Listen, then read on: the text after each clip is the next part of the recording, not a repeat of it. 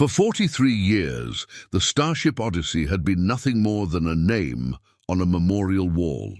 It had disappeared without warning during a deep space exploration mission. No distress signal, no debris, no explanation. People said it was lost forever, swallowed by the void. But on a quiet night shift at Terran Orbital Station 9, a single blinking light appeared on the comm panel. At first, the technician thought it was an error. Old equipment sometimes gave false readings, but then the code repeated. Clear, strong, unmistakable. It was Odyssey's identification signal. The technician froze. His heart began to race as he checked the date. This signal was supposed to be impossible. He called for his superior. Within minutes, the small control room was full of officers staring at the data. There was no doubt the lost ship was coming home. Far out in the darkness, sensors detected a faint mass signature. It was heading directly toward Earth. No ship had been scheduled in that sector. Its engines burned with a strange, steady rhythm, unlike any Terran design. As the unknown vessel grew closer, the station's AI finally confirmed the hull ID, TS Odyssey. Across the solar system, fleets were alerted. Civilian traffic was rerouted. A ship lost for decades had suddenly returned from nowhere. When Odyssey finally dropped out of FTL near Earth orbit, the sight stunned everyone. The ship was huge, far larger than records showed. Its hull looked weathered and battle-scarred, but there was something unnatural about it. The surface seemed to glow faintly, lines of golden light running like veins across its armor. Energy readings went off the charts. No Terran ship had ever produced this much power, and yet it was silent. No greeting, no beacon, no crew hails. The Odyssey just floated there, its massive shadow blocking out the stars. Earth's defense fleet surrounded the ship with caution. Drone scouts were launched to investigate. The first drone approached the hull slowly, broadcasting real-time footage. Then, without warning, it vanished. No explosion, no wreckage. One moment it was there, the next it was gone, as if it had passed into another reality. Two more drones followed. Both disappeared the exact same way. Fear spread quickly among the commanders. The energy field around the Odyssey was like nothing they had ever seen. Scientists scrambled to analyze it. Some called it a shield. Others said it was a dimensional barrier. Whatever it was, no Terran technology could break through. From the surface of Earth, millions watched live broadcasts. News anchors tried to keep calm, but their voices trembled. The idea of a lost ship returning after 4 decades was strange enough. But to return with power and mystery beyond human understanding, that shook everyone. Inside the Terran High Command war room, Admiral Reyes leaned over the tactical table. "No response?" he asked again. "None, sir," a comm officer replied. "All frequencies, all languages, they're ignoring us." Reyes stared at the glowing outline of the ship on the display. He remembered being a child when Odyssey vanished. He remembered the headlines, the tears, the endless questions. Now, the ship had returned, but it looked more like a relic of some alien empire than a human vessel. "Keep the fleets at full alert," he ordered. "No one goes near it without authorization." Hours passed. The Odyssey remained perfectly still, as if waiting for something. Then, at 0312 station time, the lights across its hull began to shift. Golden lines pulsed like a heartbeat. Slowly, one of the massive hangar doors began to open. Defense ships aimed their weapons. Commanders held their breath. From the darkness inside the hangar, a single figure emerged. It stepped forward, walking into the void as if the vacuum meant nothing. A humanoid shape, wearing a glowing suit of unknown material. It floated slowly away from the ship, moving toward the Terran fleet. "No life signs," the scanner tech whispered. "No comm signal. It's not broadcasting anything." The figure's face was hidden behind a smooth, reflective helmet. Its suit emitted a soft blue light, and strange symbols flickered across its surface like living code. "Should we intercept?" a captain asked. Reyes hesitated. Something deep inside him whispered, "This is not how lost ships return, before anyone." Could decide, the figure stopped in space, motionless between the Odyssey and the fleet. Then, without warning, all nearby ships experienced a power surge. Lights flickered, engines stuttered, comms filled with static. The figure raised its hand slowly. Every Terran sensor focused on it. The golden lines on Odyssey's hull flared brighter than ever. And then, silence. For a moment, the entire solar system seemed to hold its breath. Admiral Reyes clenched his fists. Whatever had returned from the void, it wasn't just their ship. It was something else. Something changed. He gave the order in a cold, steady voice. "Lock down all networks. Prepare boarding teams. We're going in." As Terran soldiers and scientists prepared to step aboard the most mysterious vessel in human history, a single thought echoed in everyone's mind. The Odyssey is back, but what came home may not be human anymore. The boarding teams approached the Odyssey slowly, their shuttles drifting through the silent darkness. No response came from the ship, no automatic defenses triggered, no warning lights blinked. The massive hangar bay stood wide open, waiting like the mouth of a giant beast. Inside the lead shuttle, Commander Elena Ward checked her helmet seals. She had led missions into alien ruins, derelict stations, and asteroid bunkers. But this was different. This was their ship, a Terran vessel, and yet nothing about it felt human anymore. "Maintain comm silence except for emergencies," she ordered her team. "We don't know what this ship might react to." The shuttle slipped into the hangar. The moment it crossed the invisible boundary, the outside noise vanished. The engines fell silent. The darkness swallowed everything except their suit lights. It was like stepping into another world. The hangar was huge, far larger than Odyssey's original design. Smooth black walls stretched upward, covered with faint glowing patterns. The floor looked metallic but gave off no reflection. Their boots made no sound when they touched it. "Readings are unstable," one of the techs whispered. "It's like the ship is bending the sensors." As the team spread out, they noticed something eerie. No dust, no debris, no sign of time passing. The ship had been gone for 43 years, but inside it looked as if it had been built yesterday. Commander Ward led them deeper. Hallways extended in every direction like veins. The walls were lined with panels that pulsed faintly, as if reacting to their presence. "This isn't how Terran ships look," a soldier muttered. "No," Ward replied softly. "It isn't." They reached the bridge. The door slid open by itself before they even touched it. The control room was spotless. All the consoles were intact, but the interfaces had changed.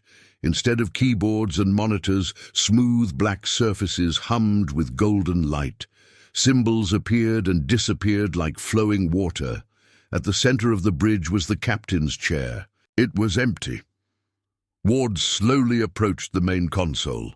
Her gloves hovered over it. Instantly, the symbols on the surface shifted into shapes, almost like they were watching her.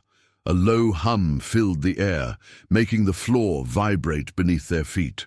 "Power surge," a technician said. "Something is waking up." Suddenly, the lights across the entire ship flashed once. Then everything went still again. Ward exhaled slowly. "Download everything from the core. Logs, flight data, crew manifests. I want to know what happened here." The techs connected portable data spines to the new interfaces. To their surprise, the system accepted the connection without resistance. Streams of data began to flow, but the timestamps were all wrong. According to the ship's log, only 7 months had passed since departure. 7 months, not 43 years. "How is that possible?" someone asked. Ward scrolled through the entries. Most were scrambled, but one phrase repeated over and over again in the log headers. "The architect." It appeared in navigation records, engineering notes, even personal crew files. "Who's the architect?" a soldier whispered. No one answered. Meanwhile, back on Earth, Terran Command watched the mission unfold through encrypted feeds. Scientists crowded around holodisplays, analyzing every frame. The readings from the ship's core confused everyone. The energy source at the heart of Odyssey didn't match any known technology.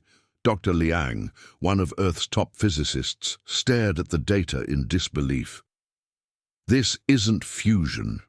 This isn't antimatter. Whatever's powering that ship, it shouldn't exist. It's rewriting its own physical laws. Inside the engineering deck, Ward's team found the source. The reactor room had changed completely. The original Terran core was gone. In its place stood a massive black sphere, about 10 meters wide, suspended above the floor by invisible forces. Golden patterns flowed across its surface like liquid light. The air around it shimmered as if reality itself was bending. "Commander," the lead tech whispered, "this thing is fused into the ship's systems. It's like the whole Odyssey was rebuilt around it." The moment they approached the sphere, their suit lights flickered. Their sensors began to display symbols instead of numbers, as if the device was communicating directly with their machines. One of the soldiers stepped too close, his visor filled with glowing text. He screamed and stumbled back.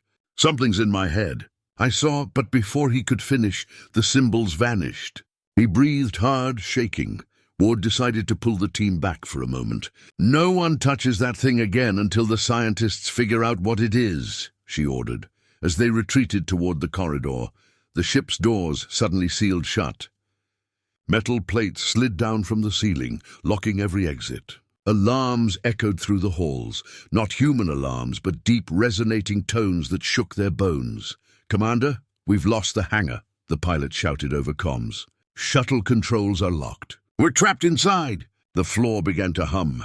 The walls pulsed with light. The black sphere in the core started spinning slowly, lines of golden energy swirling around it like a storm. Ward steadied her breathing. "Everyone stay calm. This ship isn't attacking us, it's doing something." Back at command, Admiral Reyes stood frozen as he watched the readings spike higher and higher. "What's happening?" he asked. Dr. Liang's voice trembled. "I think the ship is responding to them." In the bridge, Commander Ward felt the vibration grow stronger. The symbols on the consoles rearranged themselves into a star map, floating in mid-air. A region of deep space glowed in red.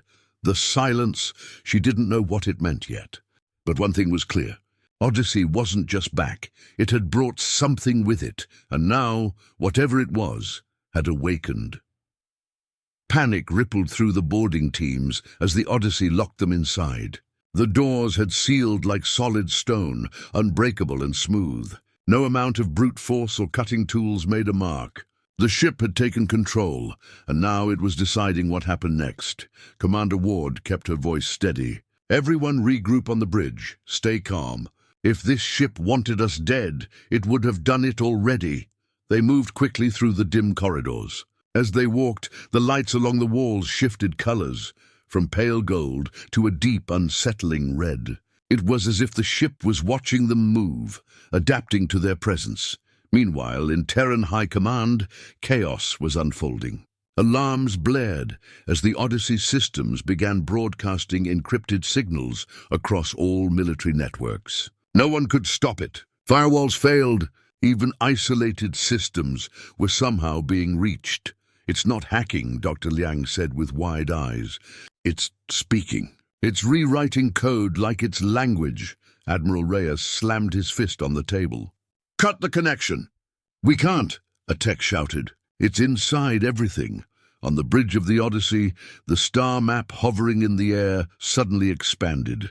The glowing red region pulsed like a heartbeat. Tiny golden dots appeared along the map, representing known human colonies and fleets. Slowly, millions of red points began to spread from the mysterious region like an infection, moving toward human space. No one understood what they were looking at, but everyone felt it. This was a warning, or a countdown. Wood approached the floating map carefully. "This can't be a random display," she said. "It's showing us something real." One of the techs started analyzing the coordinates. "This region, We don't have any records of it. It's outside charted space. We call it the Silence. No signals ever return from there. Exploration ships avoid it. Ward stared at the glowing red void on the map. Then Odyssey didn't just disappear. It went in there. Her words sent a chill through the team. The bridge lights dimmed further. A low, rhythmic vibration echoed through the floor. The air felt heavy, as if the ship itself was breathing. Then the communication panel came to life on its own. A distorted voice emerged. It wasn't quite human. It sounded like a recording layered with static, whispers, and something mechanical beneath. They will follow. The architect waits. The path is open. The voice cut out. Ward froze. Did anyone else hear that? Every suit camera captured the message. Back on Earth, Command analyzed it in real time. The voice matched none of the missing crew. It had no known language pattern, but certain words, architect, path, follow, were unmistakable. Dr. Liang leaned forward. It's not a threat. It's a message. This thing is trying to guide us. Suddenly, the ship's energy surged again. Outside, Terran defense fleets scrambled to keep their distance. The Odyssey began transmitting a powerful beam of light into deep space. It shot straight toward the region called the Silence, across thousands of light years.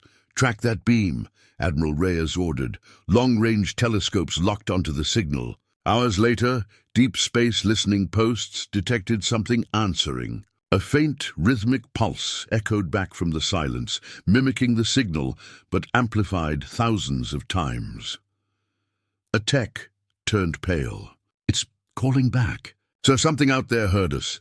The war room went silent. Back aboard the Odyssey, the boarding team watched as the star map shifted. A single red point blinked on the map, not in the distant void, but inside the ship itself. What is that? One soldier whispered. The red point pulsed faster. Alarms on their suits went off. Bioscanners detected something moving deep within the lower decks. Ward immediately took control. Squad 3, secure lower engineering. Squad 2, hold this position. No one moves alone. They split into groups, moving cautiously through the glowing corridors. The deeper they went, the stranger the environment became. Walls curved unnaturally. Floors seemed to tilt even though their instruments said they were level. Squad 3 reached the lower decks. Their lights swept across massive chambers filled with unknown structures, like machinery grown organically into the ship's frame. At the center of the chamber was a large pod. It was human-sized, transparent, and filled with swirling golden light. The red point on their scanners was inside it. "Commander, you need to see this," one of the soldiers whispered. Ward arrived minutes later. Her breath caught. Inside the pod floated a human figure, or at least something shaped like one. Its body was covered in strange patterns, glowing softly like the ship's walls. It wasn't wearing a suit. It was just floating, alive. "Is that one of the crew?" someone asked. Ward checked the old crew manifest. Her eyes widened. "Captain Elias Monroe," she whispered. "The original captain of Odyssey." The moment she spoke his name, the pod lights flared. The figure opened its eyes. They were no longer human eyes. Golden light poured out, filling the room. The walls responded with pulses of energy. The boarding team stumbled back as a shockwave of soundless force rippled through the deck. The figure inside the pod spoke, not with its mouth, but through their comm systems. "We crossed the threshold. We saw the architect. We brought the key, then the lights cut off. The pod went dark. The scanners showed multiple unknown signals activating throughout the ship. Back on Earth, panic spread. The response signal from the silence was growing stronger. Whatever was out there was getting closer. Admiral Reyes turned to Dr. Liang. "Tell me this isn't what I think it is." Dr. Liang swallowed. "If this signal keeps rising, they're not just calling. They're coming." On the Odyssey, Commander Ward stared at the now dark pod. The figure was still inside, motionless. The red point on the map pulsed faster, like a heartbeat. Somewhere in the void, something ancient had noticed humanity. And now, there was no turning back. The moment the pod went dark, the entire ship seemed to shiver. Lights flickered across the corridors, like a wave passing through the Odyssey. The boarding teams tightened their grips on their weapons, their heartbeats loud in their ears. "Commander, the energy readings just spiked again," the tech officer whispered. "The reactor core is spinning faster than before." "It's like the ship is waking up." Commander Ward stared at the pod. The figure inside, Captain Elias Monroe, floated motionless, eyes closed again. But the air around the pod felt charged, heavy, as if the ship itself was holding its breath. Then the lights went out. Completely. For a brief moment, there was absolute darkness. Not even their helmet lamps worked. Their systems rebooted automatically, but in those few seconds, everyone felt something watching them in the black. When the lights returned, the pod was empty. "Where is he?" a soldier shouted. "He's gone!" Ward swung her rifle around, scanning the chamber. "Stay sharp!" "He's somewhere on this deck." Motion sensors picked up movement in the next corridor. A tall silhouette moved slowly through the flickering light. The shape was human, but wrong. The way it walked, smooth, silent, as if gravity didn't fully apply. Ward raised her hand. "Hold fire!" The figure stepped into the light. It was Captain Monroe, but he was different. His skin glowed faintly with golden lines, like the walls of the ship. His eyes shone with a steady, unnatural light. His uniform was tattered, but the strange patterns crawling across his skin made him look almost like part of the ship itself. "Captain Monroe," Ward called carefully. "This is Commander Ward of Terran Command. Do you understand me?" He tilted his head slightly, like he was trying to remember something. Then his voice came through, not from his mouth, but through every comm system at once. "We have seen beyond the veil. The architect waits. The key is set." His voice echoed unnaturally, layered with static and whispers. Some soldiers flinched. Ward kept her tone steady. "Where is your crew? What happened to you out there?" For a second his eyes dimmed and his expression shifted, almost human again. "We entered the silence. It remade us." Suddenly he raised his hand. The ship's walls responded instantly. Panels slid open. Golden light streamed out and data surged through their helmet systems. Screens filled with unknown symbols. Some soldiers ripped off their helmets, shouting that voices were whispering inside their heads. "Everyone, shut down your comm receivers," Ward ordered. "Now!" Back on Earth, the war room exploded with alerts. Odyssey had started broadcasting again, but this time it wasn't just a signal. It was a massive data surge, flooding through every satellite, relay, and ship in Terran space. "It's spreading like a living virus," a network officer shouted. "We can't isolate it. It's rewriting communication protocols as it moves." Admiral Reyes leaned toward Dr. Liang. "What happens if it reaches planetary systems?" Liang's face was pale. "It won't crash them. It will change them. Just like the ship." Back aboard Odyssey, the golden lines on the walls brightened. The hum deepened, turning into a low, resonating sound that seemed to vibrate through their bones. The ship was no longer passive. It was moving. Outside, the entire Odyssey rotated smoothly, breaking formation. Terran fleets moved to intercept, but their navigation systems glitched the moment they got close. Their targeting sensors failed, and their thrusters responded seconds late, as if the ship was interfering with their thoughts. "The ship is overriding nearby systems," a fleet commander reported. "We can't control our drones. It's hijacking everything." On the lower decks, Monroe walked through the halls slowly. Wherever he stepped, walls shifted and lights followed, like the ship was his shadow. Ward's team followed at a distance. "Why is he heading to the reactor?" one soldier asked. "Because that's where it started," Ward answered. "They reached the massive sphere at the heart of the ship.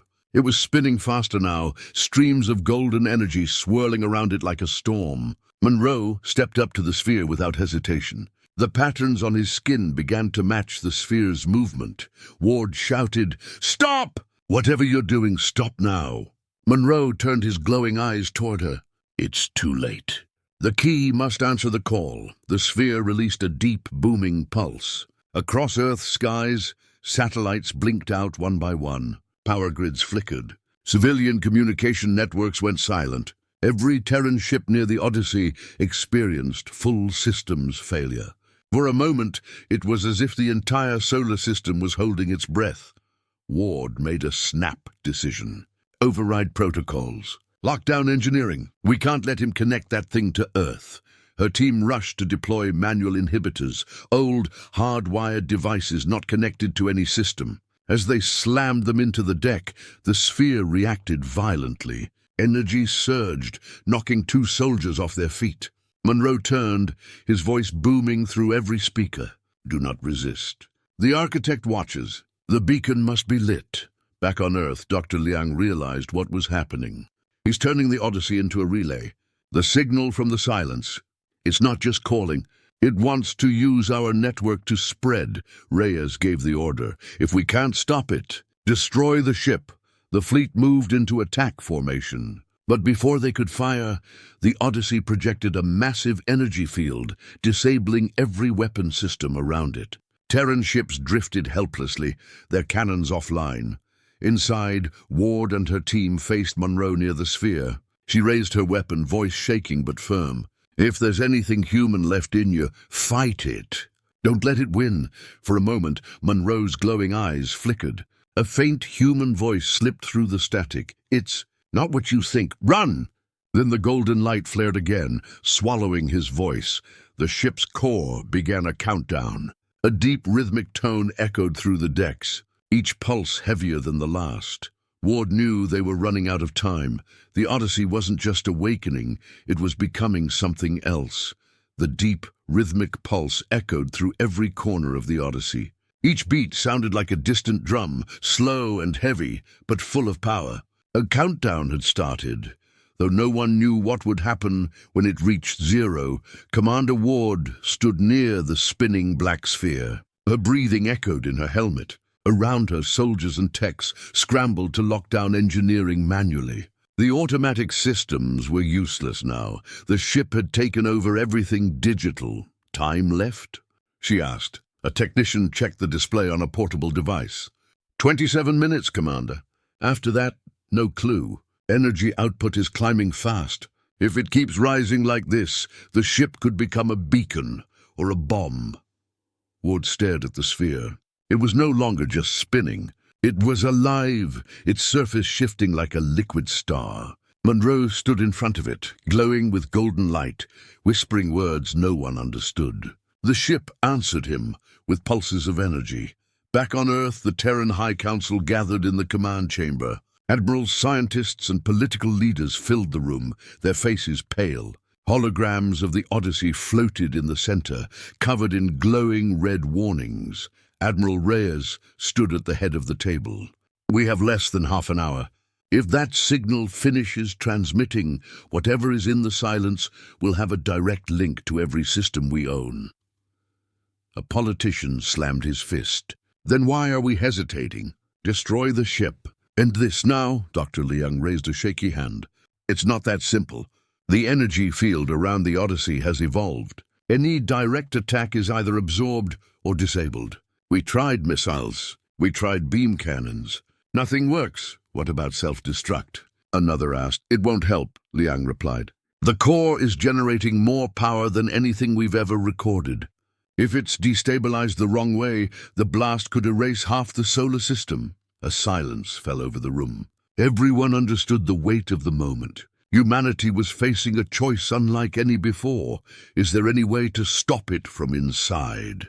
Reyes asked. Liang hesitated. Maybe. The team on board still has some manual tools. Old analog systems. If they can interfere with the core's frequency, they might disrupt the connection. Reyes turned to the hollow of Ward's team. Then that's our only chance. Inside the ship, Ward listened to the high command through a secure analog line. Her voice was calm but cold. Understood. We'll try to cut the signal manually. But if that fails... Reyes didn't hesitate. If that fails, you have my permission to destroy the Odyssey from the inside. Ward didn't respond right away. She looked around at her team, exhausted, frightened, but determined. Then she gave a firm nod. Copy that, she turned to her people. We're not dying here. We're not letting this thing turn Earth into a beacon. Get ready to move. The soldiers began setting up analog dampeners, small devices designed to emit chaotic, unpredictable frequencies. They were ancient technology, But that was exactly why the ship couldn't control them. As they worked, Monroe suddenly turned from the sphere. His glowing eyes focused on Ward. "You don't understand. The architect offers knowledge beyond your limits. The key is your salvation." Ward raised her weapon. "You abandoned your crew. You brought this here. Whatever you've become, you're not our captain anymore." For a brief second, Monroe's expression softened. "I tried to fight it, but it's too vast. We're just the message." The lights dimmed, and Monroe's voice shifted back to that cold, layered tone. "You can't stop what's already begun." He stepped toward them. The walls pulsed. Panels opened like eyes. Soldiers aimed their weapons. "Hold!" Ward shouted. She activated the first dampener. A sharp, static-filled wave cut through the air. The sphere reacted instantly, its smooth surface flickering like it was glitching. Monroe staggered, clutching his head, as the golden light on his skin dimmed slightly. "It's working," a tech yelled. "Keep the dampeners up." All across engineering, the team activated more devices. The hum of the ship turned into a confused, chaotic roar. The star map flickered on the bridge. The countdown timer faltered for a second, but then the ship adapted. New panels opened. Energy beams surged from the ceiling, destroying 2 dampeners instantly. One soldier was thrown against the wall, unconscious. Ward gritted her teeth. "It's learning. Move to manual overrides." She and 2 techs ran to the base of the sphere. Beneath the shifting light, they found a set of mechanical stabilizers, massive clamps and gears, likely part of the original Terran core. If they could jam them, they could interrupt the device's rotation. Outside, Terran fleets floated helplessly as the Odyssey's shield grew brighter. Civilian broadcasts went dark. Across Earth, people looked to the sky, watching a single golden star pulsing in orbit. The world was holding its breath. Ward and her team slammed manual levers into place. "Now!" she shouted. A technician triggered the analog jam sequence. The clamps shot forward, biting into the spinning sphere. Metal screamed against alien material. The sphere resisted, its surface warping. Monroe roared, not in pain, but in something like defiance. "The beacon will light. The architect comes." Ward yelled back, "Not today." The clamps locked fully. For the first time, the sphere shuddered. The countdown stuttered. The golden light around the ship dimmed for a heartbeat. Dr. Liang's voice came through the analog channel. "You did something. The signal is weakening, but not broken. You need to push further." Ward stared at the glowing sphere. They had reached the point of no return. "Everyone out," she ordered. "If this fails, I'll trigger the detonation manually." "No way," one soldier said. "We stay," Ward didn't argue. There wasn't time. They grabbed emergency crowbars and analog breakers, slamming them into the sphere's base. Sparks flew. The alien device responded like a living thing, thrashing in place. Outside, fleets saw the golden beam falter and flicker. In the war room, Admiral Reyes whispered, "Come on." "Come on." Back in engineering, Ward stared at the countdown. 10 seconds, her heart pounded. Sweat dripped inside her helmet. 9. Monroe lunged at her, glowing like a star. 8. She ducked and slammed the breaker into the core housing. 7. The sphere screamed like bending steel. 6. Her team piled on, pushing every lever, every clamp. 5. Monroe grabbed her arm. 4. "You can't stop the architect." 3. Ward shouted through clenched teeth. "Watch me." 2. She slammed the final breaker. 1. The sphere exploded with a blinding flash, not outward, but inward. Light folded into itself. The countdown vanished. The ship fell silent. For the first time since its return, the Odyssey stopped moving. Ward collapsed against the railing, breathing hard. Around her, the team stared at the now-still sphere. Monroe was gone. Only golden dust floated where he stood. They had stopped the beacon, for now. For a long moment after the light folded inward, there was nothing. No sound, no movement, no glowing lines along the walls. The mighty Odyssey, once a silent threat orbiting Earth, now drifted quietly like a dead starship.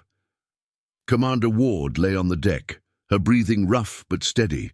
Her ears rang from the shock. Around her, the team slowly got to their feet, blinking through the fading golden dust that floated like sparks in the air. The massive black sphere at the center of engineering had stopped spinning. It hung perfectly still, faintly glowing like cooling metal. The clamps and breakers were buried deep in its surface. Against all odds, they had forced the alien device to stop. Ward's comm crackled with Admiral Reyes's voice. "Odyssey team, report." She leaned against a console. "The core's offline. The countdown is over." The beacon didn't complete. A wave of cheers broke out across Terran command. Officers clapped. Technicians hugged. Dr. Liang almost collapsed in relief. Reyes exhaled slowly. "Good work, Commander. You may have just saved every world in the system," but Ward didn't feel victorious. She stared at the black sphere. Something about its silence didn't feel like defeat. It felt like observation. Terran fleets regained control of their systems. Power grids on Earth stabilized. Communications came back online. From the surface, billions watched as the golden glow around the Odyssey faded away. It no longer looked like a god's chariot. It looked like a broken Terran ship drifting in the void. Recovery teams moved quickly. They reinforced the boarding teams, secured the ship, and started moving sensitive equipment off board. Special forces swept every deck, but Monroe was gone. Only traces of golden dust remained where he had stood. Dr. Liang and his team of scientists arrived soon after. They examined the alien core carefully, their scanners clicking nervously. "This isn't destroyed," Liang said softly. "It's paused, like it's waiting." Ward frowned. "Waiting for what?"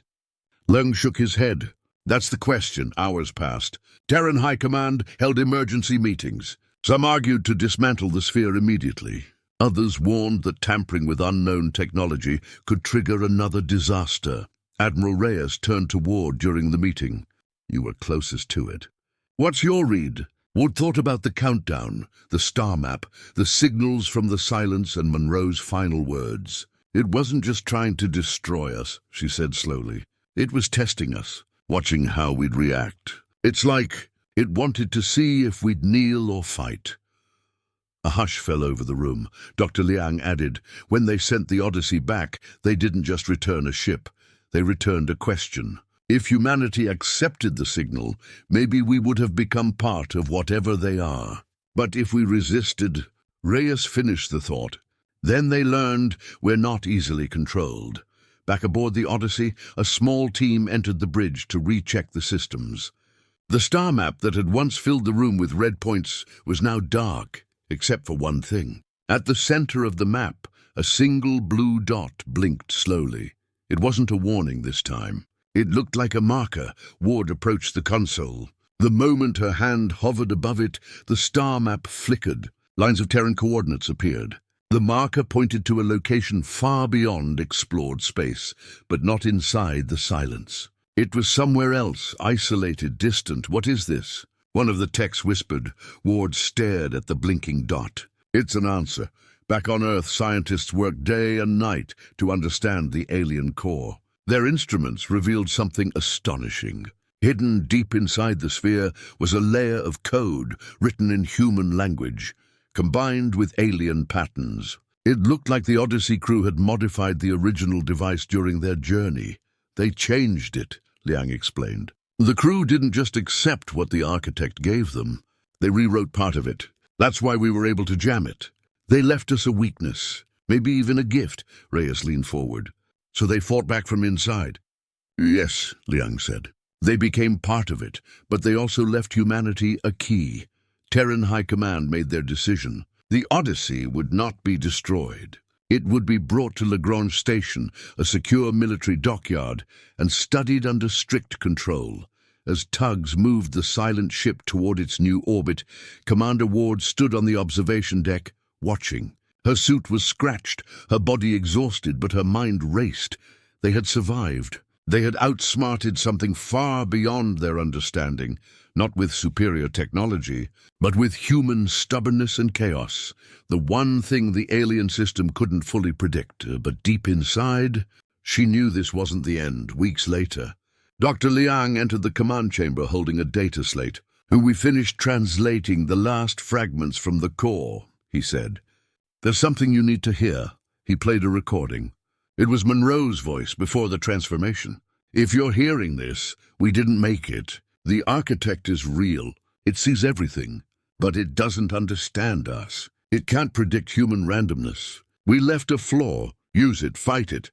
And remember, when the silence comes, don't run. Enter back. The room was silent. Reyes looked at Ward. The silence isn't gone, is it? She shook her head. No, we just told it we're ready. The final image transmitted by Odyssey's star map spread quickly through Terran networks. A single blue marker blinking far away, calling humanity toward a place no one had ever been. Some saw it as a warning. Others saw it as an invitation. Ward simply stared at it and whispered to herself, "They sent us a test." And we answered like Terrans. Far away, in the uncharted void, something stirred. The silence had watched. It had learned. And now it knew humanity was awake. The war had not begun yet, but the future had changed forever.